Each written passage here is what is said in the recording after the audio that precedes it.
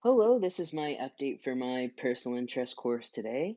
For most of today, I was messing around with Audacity, trying to level out my sound and try and see if that would work. But you can't record video and audio at the same time on the program. So I've been looking at I'll have to look through other programs that I could use. But I played around, did checks on it. The audio sounded better because yeah, so I'm trying the AirPods out for this video, so you'll hear if the audio is better in this video, and I'm trying to talk louder, and I might try and convince my mom to pick up a mic. I mean, I could use the mic for more than just this class, but a cheap mic at Walmart, it doesn't need to be anything special, just to get the good audio quality for these videos. And I decided just because um, I have to show these to Mrs. Miller as well. I'm gonna she will look through these as well as you do, Miss Wood, and anyone else who wants to watch. And so I thought I'd just give an actual rundown of every story beat of the comic. So when I explain that I've changed things, because I'm gonna explain some of the things I changed, that you know what I'm talking about. Because I've never went over beat for beat what this is about, but you'll instead of learning as it goes on and you miss important things. I'm just gonna go over quickly the story, and I mean the quality of this camera is really bad. But when I want to show off my finished pictures, I will put them up on the screen or show I will record it on my phone so you can get a better look at the process because I know this camera's not ideal. My phone is a lot better. So but this is just a work in progress right now. So you're getting the really grainy visuals right now because I haven't got it. I need to set up a phone stand. I have one. I need to set it up, and yeah, so that'll be coming. So basically, the I don't know how well you can see this. I know it's dark. I wish I had a light. Um, but the comic starts off with the main character. None of there's two main characters and some side characters, and none of them have names because they're all allegories for something. So their names are unimportant. They never address each other by name. I don't I thought Miller and I talked about this when I was writing it if I should give them names or not, and he was like, "Well, I don't think it's important," and I guess it isn't either. But you guys can comment or message me anytime and give me feedback on anything. I'm looking for feedback as well as I'm doing this. So if you think I should add names or anything, just let me know. So it starts off with the main character, and he is driving from a town that he used to live in. He hears on the radio that they're giving an Amber Alert. This is set in probably the 70s. I don't know, this would be before you would have phone technology, before there would be cameras everywhere. The time really isn't important, but it's just to know that he gets away with he's a serial killer. He gets away with the things that he does because there's not all this surveillance on him. So he can move from town to town and it doesn't really matter. But he's a serial killer and he hears a message on an Amber Alert through his car radio that there's a missing person in the city he used to live in, and he doesn't want to hear it, so he shuts off. Uh, the person will learn while they're reading the comic that he is violent or that this is somehow connected to him, but right now, it's just alluding to it. The reader isn't meant to know that he's a killer. So he pulls up out of the city and goes to a makeout point or whatever you want to call it, like an overhang of the new city he's moving to. Um, he's just up there smoking, and then a car pulls up, and he turns around to look, and it's some alligator fellow. He sticks out of the car, and he's saying, "Hey, are you new in town? I've never seen you before." And he was asking if he brought somebody up there because the alligators presume that he wants privacy. He then says he's new to town. He invites him over to his house party because yeah, that's just the next. He invites him over to the house party. He says sure. He goes with him. They go to the house party. Um, he tells him to do whatever he wants and just make sure he leaves at a certain time. The main character walks in, and then you see him looking at a crowd of people, and there's all these people, women and men, that have either desire, they all have the word desirable written over them, and because when he looks at the world, he's very like not normal, mentally deranged, I guess you could say. So he looks at people and he decides in his mind if they are desirable or undesirable, based on pretty much nothing. Like, he just thinks that he knows, like, he thinks he's like this divine being in his mind, and he chooses who is and is not desirable. And so he looks to the crowd and he sees that most of these people are desirable, but then he and his eye getting small is like another theme of the story. Like when he gets violent or he sees something, his eyes will get small. And then he pays attention to somebody. He sees this woman whom he is like, she is completely undesirable. Um, I'm alluding to the fact that it's because of the way she's dressed, because this is inherently meant to be sexist. Like, because like the main idea is that he, like the main character that's like the serial killer, is preconceived bias. So I'm trying to throw as many like things that you would be biased about as possible within this one character. She's a fragile woman who is dressed provocatively and whom is drinking, and he sees her as a weakling and undesirable person. So he tells the guy that he's going to leave, because he spots her and he wants to go up to her. So he goes up to her. She's dancing. He sort of approaches her in a way, makes her turn around, asks her what he's doing. Um, he explains who he is. He is inherently suave, as many like Ted Bundy type people are. He like makes friends very easily. So she immediately warms up to him, is talking to him in a friendly manner, gives him his phone number. Eventually, after they talk, she invites him over to her house because he doesn't have a place to stay. He basically, I don't have a place to stay. So he invites her over. Um, they leave. People are sort of concerned that she's leaving with this random guy, but like no one's thinking about it.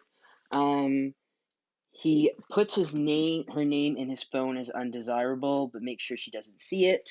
They are presumed to have slept together. This is important to the story, but it's not shown, obviously.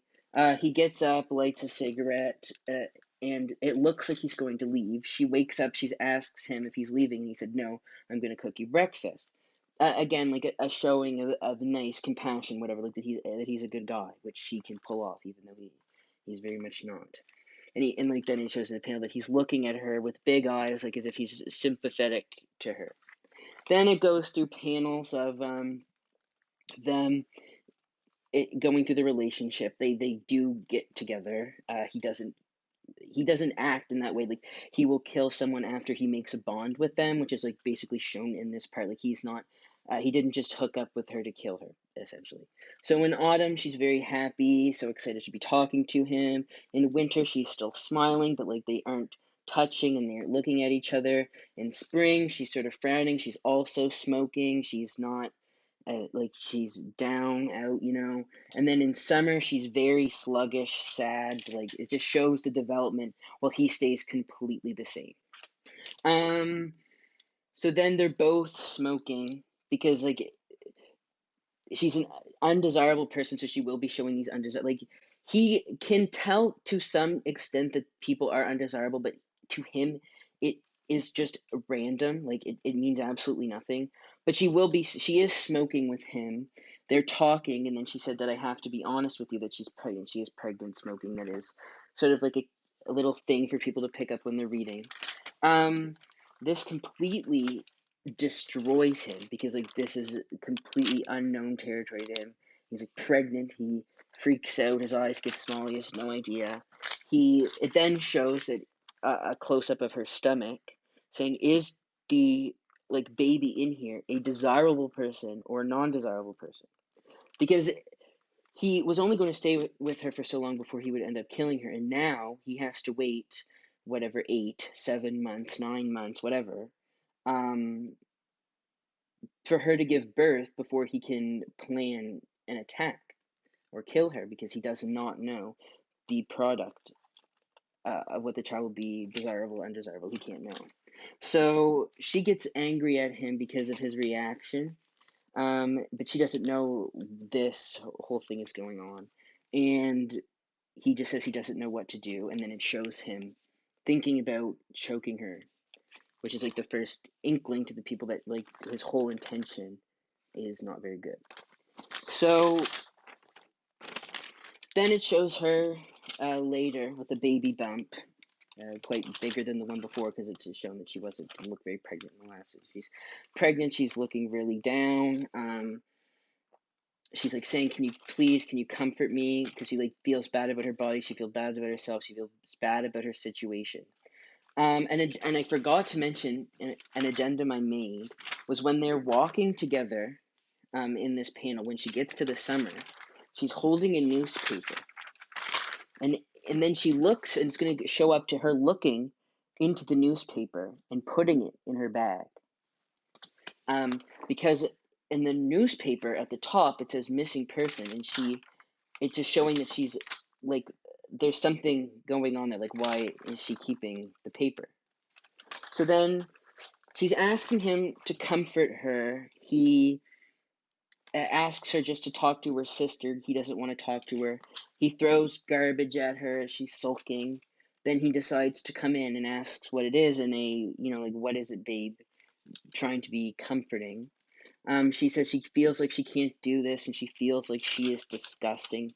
So, like, her stomach's large, and she's pregnant, and she's going through all of this, and he's not being supportive. She feels so gross. He comes up to her, and he supports her. He holds her, and he says, "Oh, don't worry, my baby. I will be here with you until the end. Um, I support you, and I always have, and I always will. Um, you are You are no more important than anything else, and although you are disgusting, you have to be willing to eat what the vultures will not." So he's kind and nice, and then he goes into being like dark and poetic with that. Like, you have to be so, like, you are in such a terrible situation that you are willing to eat the flesh that vulture scavengers would not eat. And then he tightens his grip on her neck and stomach, and like leaves an imprint on her stomach, and his eye gets large.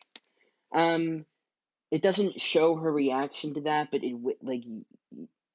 I think that I want to add like just a look of horror on her face, but I don't know if that's like giving. Like, I don't know. I haven't decided yet if I'm going to do that, but that might be a thing that you'll see when it's done. So then it shows her covering up the little and like would have left bruises on her neck, covering it up with a necklace, putting on a large shirt to hide her stomach, and saying that she's going out and she'll be back in a couple hours. He doesn't say anything to her. She calls her sister, and they start having a conversation. She says, "Hello, it's so nice to hear your voice. I thought I should finally call you back. Yeah, I've been feeling kind of trapped." Her sister says, "Oh no, something. No, oh, sorry, I'm sorry." The sister talks in the next panel. The only thing you see in this panel is what she says. She says to her sister, "Yeah, I've been feeling kind of trapped. Oh no, sometimes he's distant and, I guess, a little hard to talk to. Yeah, sure, I'm happy. I mean, what? No, what? Sorry? Yeah, it's just kids playing. No, I thought I'd take some time to be outside today. No, he could hear this all he wants. I don't care about his opinion. There is no shaky voice, okay? I didn't call you to be berated, but by more questions and accusations that I already do. Shit. Beep, beep, beep." And then she hangs up, and it's like there's tears around the phone call because she wants to tell her sister about this situation, but her sister's like being just as accusatory, just as rude and rash as her boyfriend. So she gets really angry, bangs on her door. She doesn't answer right away, but then this is just like a bust to show what the sister looks like, for reference. She opens the door and says, "Did you really think I wasn't going to let you in?" Um, then there's the addendum of her putting the thing in the bag because I decided like I wasn't giving enough build up to this scene, so I added that, and I might add her face so then like the build up to this scene. Um, and then it's just her sitting in there, like her sister runs her foot bath, and she's talking about like, I feel like I'm not ready for this, like there's something bigger than this. And then she's like, well, you've got to get ready because you're gonna have to take care of another person. And it's not just you have to look after. And she said, it's not just that. I think it's something bigger than me. And then she reaches into her bag and pulls out the newspaper that you see last time and sets it all up on the table.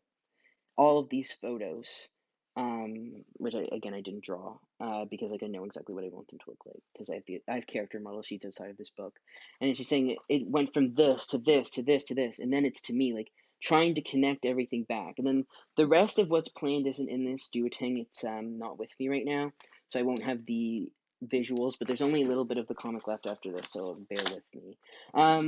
After that, her sister just tries to whisk it away, saying, like, you are being completely ridiculous. Like, you are just taking random people that went missing and, like, prescribing it to nothing because he hasn't been violent to you, right? And she says, like, no, he hasn't been violent because she doesn't want to be honest. And that's just supposed to represent, like, different media outlets all lying. Like, everyone in this story is lying, and that's basically what that represents. So she thinks something big is going to happen, and she's really concerned. So then for the rest of the comic, it doesn't really go from her perspective. It goes from the main guy's perspective. He is sitting in the bathroom like he has no idea what to do because he's got all these papers spattered on the floor, like he's written everything down, like he has all of these plans, and they're all destroyed. Like it shows that he was like, it was like days before he was going to kill her, um, like in his original plan, but now she's pregnant, and he just doesn't know what to do. Like he's so distraught, and he's like writing down his last words as if like he's going to die, but he's not. Then he gets up and he looks in the mirror, and he realizes all of a sudden that he's just wrong, that he doesn't know the difference between desirable and undesirable people, and he's making these decisions on impulse, and he has no control over himself. And it's like really, that idea is conveyed in like the things he says to himself and the look in his face, but I'm not going to say it straight out, like, because again, this was made for people to read deeper into it. So he looks in at his face, and then he takes a big red marker and he pulls it out and he writes over his head undesirable, and then it shows him opening the door to her silhouette, presuming, well, it's up to the reader what they think will happen, if he will change his mind and will wait until the baby's born or he kills her right then. But the main idea of the comic there is that in that moment that he was doing all of this, causing all of this harm and like suspicion and arousal in people, and he is doing it for some reason he doesn't even understand. And like that's just the main idea of the comic, and that's everything. So yeah, I want to make a couple more addendums. Like I want to add a couple of scenes in between the part where he like goes to murder her or not. I want to have more development where she like actually confronts him, and he has to hide the fact that he is trying to be brutally honest. Like he does want to murder her, but he has to hide it. Um, I think that scene would be important for like comparing different preconceived biases, because like she has this one bias which is actually correct, but it's so covered in everything else that's happened, like it's so corroded, like it thinks she's crazy for believing it, but it's actually true. Like that's how crazy the situation she's in now, and that's how crazy his belief system is, and that's how crazy life is. So I really think that adding that one scene will like really strengthen it, because like the story went differently than before, but I thought like this sister is like supposed to be this important element, but I felt like I didn't put enough emphasis on like that she's meant to be like, whoa, whoa, whoa, like you're crazy, she's meant to be like that, you know what I'm saying? So I really just have to work out those kinks, but besides that, then I'll be right ready to go to actually be drawing every page, but I want to make sure that it's like makes as much sense as it possibly can. So if you have any suggestions on the story or anything, like just shoot them to me, and thank you for listening to today.